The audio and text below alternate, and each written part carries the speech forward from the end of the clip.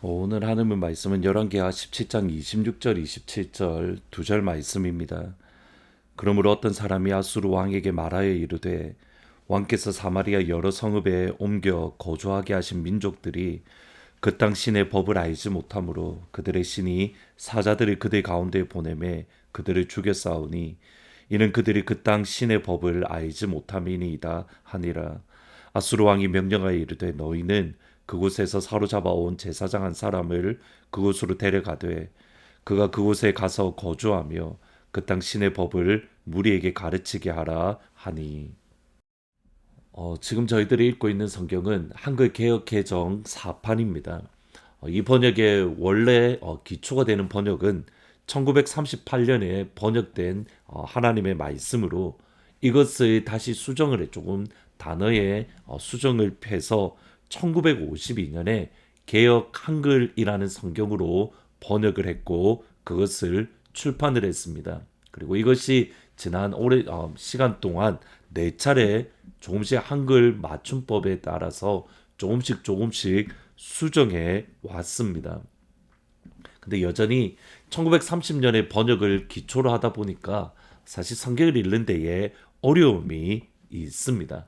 그 의미가 분명하게 와닿지 않는다든지 또는 오늘날 저희들이 사용하지 않는 단어들, 표현들이 있다 보니까 성경을 읽는 데에 조금 어려움이 있습니다. 그래서 가능하시면 영어 성경이나 또는 현대인의 성경, 새 번역 같은 오늘 최근에 번역된 성경을 같이 읽으면 조금 더 의미를 분명하게 알 수 있습니다.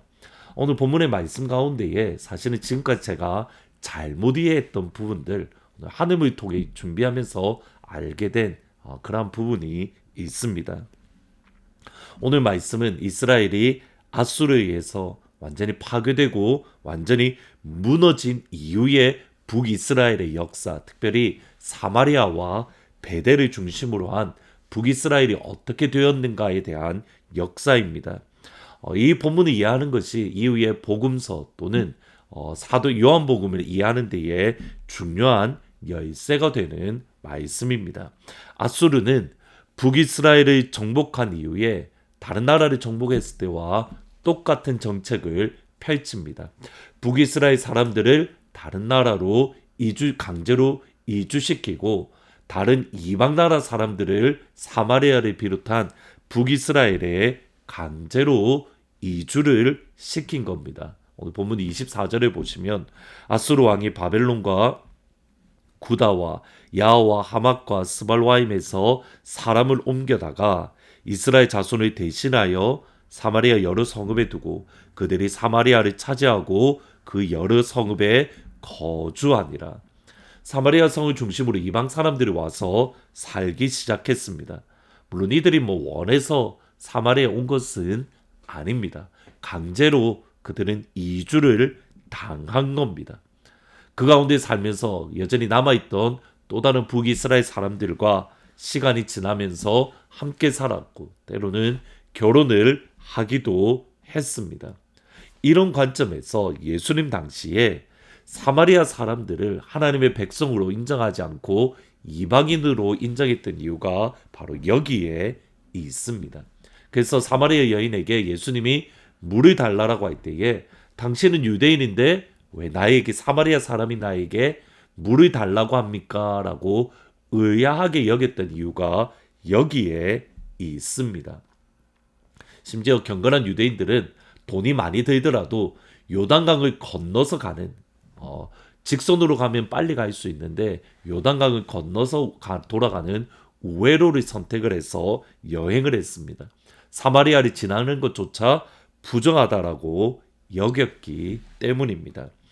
아수르에 의해서 강제로 끌려왔던 이방인들은 그들의 민족, 그들의 고유한 민족의 습관들, 관습들, 심지어는 우상까지도 모두 가지고 왔습니다.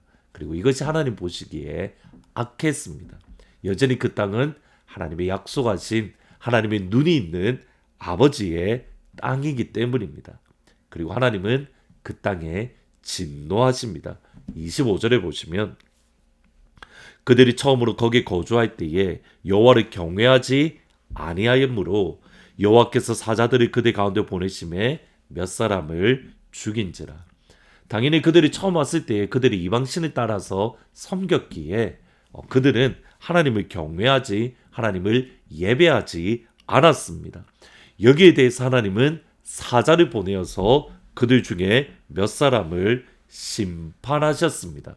저는 여기에 하나님께서 보내신 사자가 히브리어로는 말라크 또는 엔젤, 천사를 뜻하는 것으로 이해를 했습니다.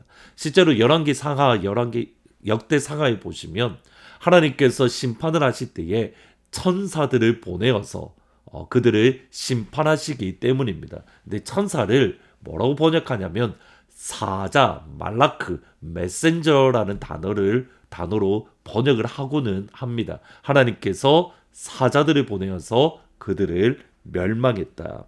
그래서 저는 당연히 여기의 사자가 엔젤, 천사라고 생각을 했습니다. 근데 오늘 하늘문을 준비하면서 하나님이 보내신 것은, 여기에서 보내신 것은 천사가 아니라 동물 사자, 라이온을 보내신 겁니다.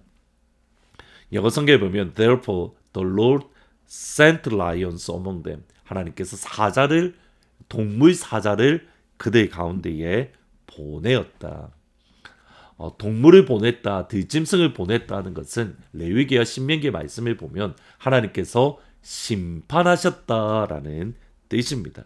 레위기 26장 22절에 보시면 내가 들짐승을 너희에게 보내리니 그것들이 너희의 자녀들을 움키고 가축을 멸하고 수요를 줄이리니 너희의 기들이 황폐하리라. 사자가 출몰해서 사람들을 죽인다라는 이것이 아수르 왕에게 보고가 되었고, 그리고 아수르 왕의 반응을 저희들이 보실 필요가 있습니다. 26절, 27절입니다. 그러므로 어떤 사람들이 아수르 왕에게 말하여 이르되 왕께서 사마리아의 여러 성읍에 옮겨 거주하게 하신 민족들이 그 땅 신의 법을 알지 못하므로 그들의 신이 사자들을 그들 가운데 보내매 그들을 죽였사오니 이는 그들이 그 땅 신의 법을 알지 못함이니이다 하니라. 아수르 왕이 명령하여 이르되 너희는 그곳에서 사로잡아 온 제사장 한 사람을 그곳으로 데려가되 그가 그곳에 가서 거주하며 그 땅 신의 법을 무리에게 가르치게 하라. 아수르 왕이 들었던 그 말을 들었을 때에 한 사람들이, 그 사람들에게 사자가 나타난 것은 그들이 법을 알지 못하고 하나님의 법, 하나님의 율법을 알지 못했기에 하나님이 그들에게 심판한 겁니다 라고 이야기를 합니다. 그러자마자 아수르 왕이 즉각적으로 반응을 하는데 제사장을 보내어서 하나님의 법을 가르치라, 하나님의 율법을 가르치라, 하나님의 말씀을 가르쳐라. 여러분, 이것이 흥미롭습니다. 영적으로 민감하게 반응해야 될 이스라엘 백성들은 둔합니다. 영적으로 둔할 수밖에 없는 이방 백성이 오히려 영적으로 민감하게 반응합니다. 근데 이것이 결코 뜨문뜨문 일어나는 일이 아니라 의외로 자주 일어납니다. 대표적인 인물이 요나입니다. 요나는 하나님의 얼굴을 피해서 다시스로 도망갔습니다. 다시스는 오늘날 스페인 남부 쪽인데 이 당시에 땅끝으로 알려졌습니다.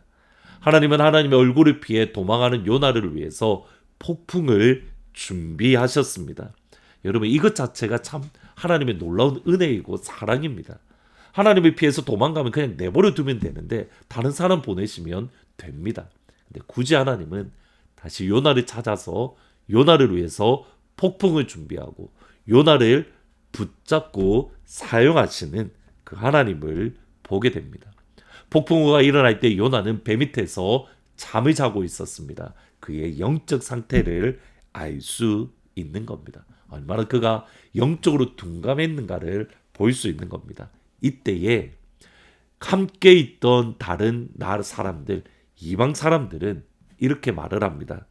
자기가 여호와의 얼굴을 피함인 줄을 그들에게 말하였으므로 무리가 알고 심히 두려워하여 이르되 내가 어찌 그렇게 행하였느냐.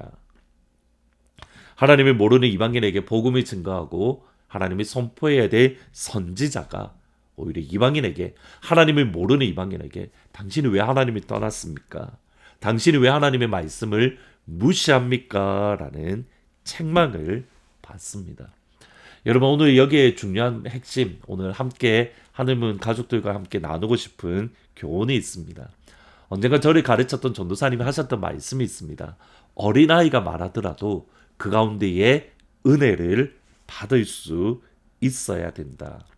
여러분, 이 말은 어느 누구를 통해서 하나님은 우리에게 말씀할 수 있다라는 뜻입니다. 더 정확하게는 히브리서 1장에 보면 하나님은 오늘날에도 우리에게 말씀하고 계십니다. 그 말씀을 하실 때에 하나님의 성경을 통해서도 말씀하시고 하나님은 시간을 통해서도 말씀하시고 우리가 만나는 사람들을 통해서도 말씀하시고 우리에게 주어진 환경을 통해서도 하나님은 말씀하십니다. 그 말씀하시는 하나님의 음성을 들을 수 있는 귀, 그 영적인 귀가 우리에게 필요합니다. 그리고 민감하게 반응하는 것. 이를 위해서 오늘 이 시간 저희들이 함께 하나님 앞에 고백해야 될 말씀이 있습니다. 사무엘이 하나님의 음성을 듣기 전에 이렇게 고백을 합니다. 여호와여 말씀하옵소서 종이 듣겠나이다. 여호와여 말씀하옵소서 종이 듣겠나이다. 우리 함께 이 고백을 하고 하나님 오늘 이 시간 우리에게 또는 모든 상황을 통해서 우리에게 말씀해 주십시오. 같이 기도하면 좋겠습니다. 같이 한번 저를 따라 고백하겠습니다. 여호와여 말씀하옵소서 종이 듣겠나이다. 시작. 여호와여 말씀하옵소서 종이 듣겠나이다. 한 번 더 고백합니다. 여호와여 말씀하옵소서 종이 듣겠나이다. 아멘. 기도하십니다. 하나님 우리에게 말씀하여 주옵소서. 종이 듣겠습니다. 하늘문을 통해서 성경을 통해서 기도하는 가운데에 또 우리에게 주어진 우리 주위에 있는 여러 사람들을 통해서 또는 우리에게 주어진 환경을 통해서 여호와여 말씀하옵소서 종이 듣겠습니다. 우리가 영적으로 깨어 있을 수 있도록 하나님 축복하여 주옵소서. 예수님의 이름으로 기도합니다. 아멘. 오늘 하루 하나님의 음성을 듣는 그런 복된 하루가 되기를 진심으로 축복합니다. 오늘 8시에 박효준 장로님과 함께 가을 온라인 강의를 듣습니다. 많이들 참석하셔서 함께 하나님의 은혜를 하나님의 사랑을 경험하는 귀한 시간이 되기를 주님의 이름으로 축원합니다.